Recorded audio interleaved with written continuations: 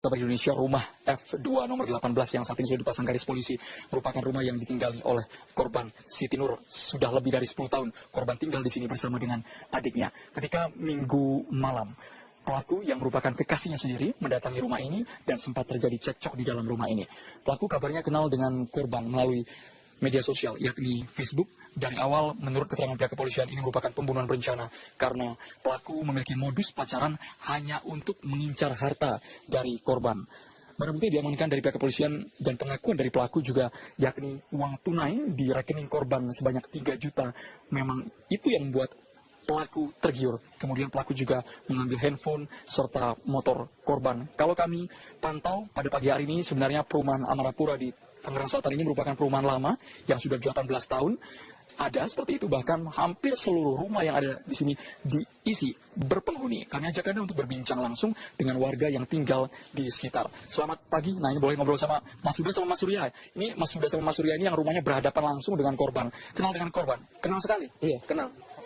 Saya dari dulu emang udah kenal dari kecil ya. Sudah lama juga tinggal di sini.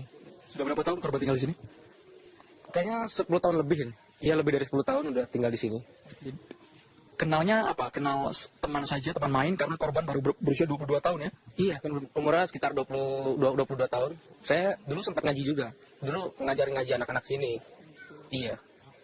Sosok yang seperti apa korban ini? Pendiam. Sampai saya juga nggak nyangka kalau dia sampai bawa cowok ke rumahnya.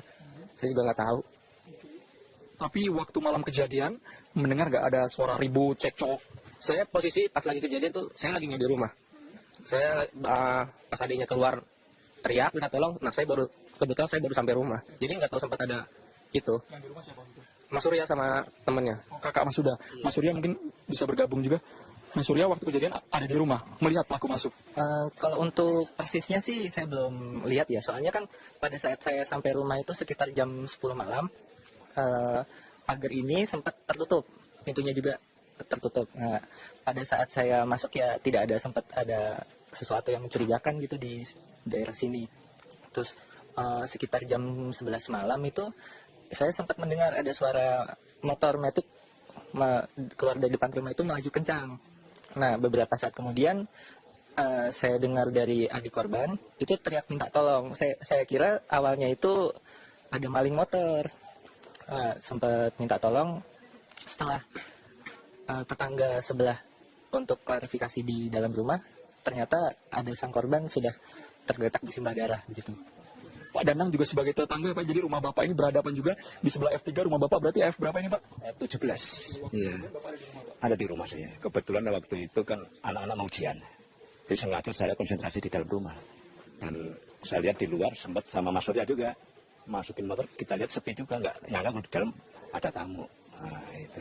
Baru berikutnya seperti persis Mas Surya itu, si adiknya tadi minta tolong. Tolong tante ke rumah Bu Epa. Nah, saya yang kata Mas Mariati yang turun, kebetulan di bawah gitu. Mungkin untuk lebih lanjut, mungkin Mas Mar ya. Mas Mariati mungkin yang tahu, dengar langsung memberi pertolongan pertama gitu. Ya. Pak Mariadi, ya. Ini yang pertolongan pertama. Pak Mariadi bisa bergabung Pak? Pak Mariadi, waktu itu seperti apa Pak ceritanya Pak? Ya kita dengar teriakan minta tolong, pertama yang minta teriakan itu adalah motor. Tapi kalau lama-lama dia bilang, tolong Pak, tolong Om, Mbak Nur di dalam kamar. Ada apa? Saya langsung lari ke kamar, berdua sama Pak Budi. Begitu saya buka, ya kondisi mereka udah gak bernyawa.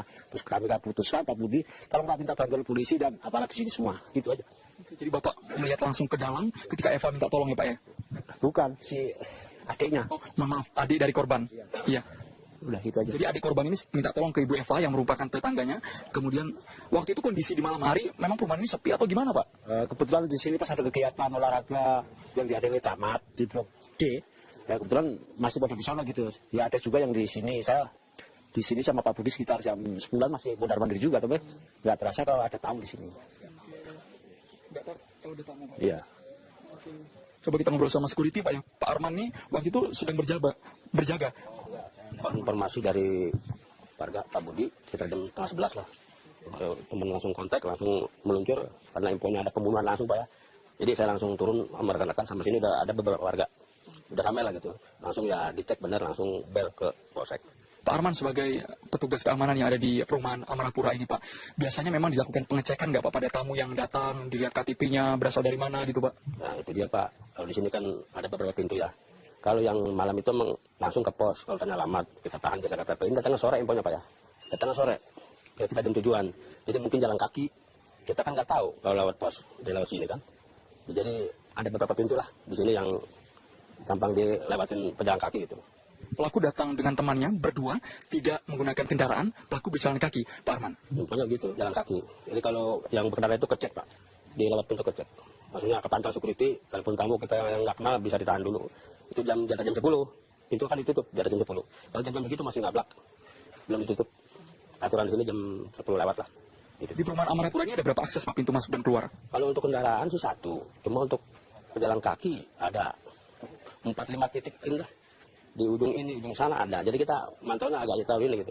Kalau untuk malam sih sepi, ya kepantau kendaraan. Untuk itu kalau malam mah gampang kita. Tapi kalau masih sore, waduh repot kan. Dari pantauan petugas keamanan tidak mencurigai ada gerak-gerik yang berbeda dari pelaku, Pak? Nggak ada. Jadi saya bilang tadi kan, kalau jam sore itu masih dibuka pintu, nah itu ada Indomaret kan, banyak yang pada belanja Pak. Jadi kita, karena belum ditutup, tapi kalau malam kan kepantau, gerak-gerik orang tahu, warga apa bukan bisa tahu, gitu Pak. Baik, Pak Arman. Jadi tadi Pak Maryadi, Pak Danang mengatakan yang pertama kali dimintai tolong adalah Ibu Eva. Ya Pak, jadi korban yang tinggal dengan adiknya ini lari ke sebelah rumah. Kita tunjukkan langsung. Jadi ini rumahnya F218. Di sebelahnya ini ada warung. Warung ini milik Ibu Eva yang tinggal di sini. Ibu Eva, selamat pagi. Jadi Ibu Eva tinggal di sini yang pertama kali dimintai tolong oleh adik korban. Oke. Iya, pertama kali yang saya tahu itu pertama kali saya dengar kan saya dari dalam, cuman saya kan nggak tidur. Ada suara pagar dibuka pertama, nek gitu, kencang. Yang kedua jam setengah 11 lewat, pokoknya jam 11 kurang. Setelah itu ada yang kedua buka pagar lagi, tapi sembari ada suara motor kencang, bang gitu. Kencang. Setelah itu baru saya dengar si Leha itu teriak tolong gitu, adiknya. Tolong tante gitu ke sini tante gitu. Saya buka jendela, kebetulan kan ruang tamu si korban sama kamar saya kan satu, tapi saya nggak dengar apa-apa sama sekali. Setelah itu saya masuk, yang saya tahu itu ruang kerja gelap, ruang dapur gelap, makanya saya nggak berani masuk ke belakang. Kan rumah Ibu berdempetan langsung Bu, satu dinding Bu ya. Kalau saya lihat tidak terdengar suara keributan sama sekali Bu. Sama sekali tidak didengar apa-apa. Saya juga nggak tahu kalau dia ada tamu, karena ya, si tamu nggak bawa motor ya, gitu. Kalau ada motor mungkin saya tahu kalau di sini ada tamu gitu yang saya tahu itu. Pengetahuan Ibu ini pelaku ini baru pertama kali berkunjung ke rumah ini atau sebelumnya? Pertama kali. Sebelumnya saya belum pernah lihat. Keseharian dari Siti Nur ini gimana sih Bu? Pendiam, baik banget, nggak banyak ngomong sih dia, pendiam. Sebelumnya itu malam itu dia ke rumah beli kopi 2 saset. Itu yang saya terakhir kali saya ketemu dia itu. Jamnya saya kurang pasti, pokoknya udah malam kok. Gitu. Terus setelah itu tuh ada cowok, mungkin misalnya saya lihat itu yang kurus, yang saya itu yang udah ketemu dia yang kurus, ke rumah beli rokok ketengan gitu. Setelah cuma saya nggak nanya, biasanya saya nanya kalau ada orang asing gitu, dia langsung ke sini ke arah situ gitu. Cuma saya nggak tahu kalau dia masuk ke rumah sebelah. Harapan Bu sebagai warga sini Bu, harapannya ke depan tidak akan terulang lagi Bu ya, ada kasus pembunuhan di perumahan Amarapura ini. Ya, mudah-mudahan tidak ada korban berjatuhan selanjutnya lagi, jadi mudah-mudahan aman, gitu aja. Kabar Indonesia, rumah F2 nomor 18 yang saat ini sudah dipasang garis polisi merupakan rumah yang ditinggali oleh korban Siti Nur. Sudah lebih dari 10 tahun korban tinggal di sini bersama dengan adiknya. Ketika Minggu malam, pelaku yang merupakan kekasihnya sendiri mendatangi rumah ini dan sempat terjadi cekcok di dalam rumah ini. Pelaku kabarnya kenal dengan korban melalui media sosial, yakni Facebook. Dari awal, menurut keterangan pihak kepolisian, ini merupakan pembunuhan berencana karena pelaku memiliki modus pacaran hanya untuk mengincar harta dari korban. Barang bukti diamankan dari pihak kepolisian dan pengakuan dari pelaku juga, yakni uang tunai di rekening korban sebanyak 3 juta. Memang itu yang membuat pelaku tergiur. Kemudian pelaku juga mengambil handphone serta motor korban. Kalau kami pantau pada pagi hari ini, sebenarnya perumahan Amarapura di Tangerang Selatan ini merupakan perumahan lama yang sudah 18 tahun. Ada seperti itu, bahkan hampir seluruh rumah yang ada di sini diisi berpenghuni. Kami ajak Anda untuk berbincang langsung dengan warga yang tinggal di sekitar. Selamat pagi. Nah, ini boleh ngobrol sama Mas Huda sama Mas Surya. Ini Mas Huda sama Mas Surya ini yang rumahnya berhadapan langsung dengan korban. Kenal dengan korban? Kenal sekali, iya kenal. Saya dari dulu emang udah kenal dari kecil dia. Sudah lama juga tinggal di sini. Sudah berapa tahun korban tinggal di sini? Kayaknya 10 tahun lebih deh. Iya lebih dari 10 tahun udah tinggal di sini. Kenalnya apa? Kenal teman saja, teman main, karena korban baru berusia 22 tahun ya? Iya, kan umurnya sekitar 22 tahun. Saya dulu sempat ngaji juga. Dulu ngajarin ngaji anak-anak sini. Iya, Sosok yang seperti apa korban ini? pendiam. Sampai saya juga nggak nyangka kalau dia sampai bawa cowok ke rumahnya. Saya juga nggak tahu. Tapi waktu malam kejadian, mendengar nggak ada suara ribut, cekcok? Saya posisi pas lagi kejadian tuh, saya lagi nggak di rumah. Saya pas adiknya keluar teriak minta tolong, nah kebetulan saya baru sampai rumah. Jadi nggak tahu sempat ada itu. Yang di rumah siapa itu? Mas Surya sama temennya. Oh, kakak Mas Surya. Mas Surya mungkin bisa bergabung juga. Mas Surya waktu kejadian ada di rumah, melihat pelaku masuk. Kalau untuk persisnya sih saya belum lihat ya. Soalnya kan pada saat saya sampai rumah itu sekitar jam 10 malam, pagar ini sempat tertutup, pintunya juga tertutup. Pada saat saya masuk ya tidak ada sempat ada sesuatu yang mencurigakan gitu di daerah sini.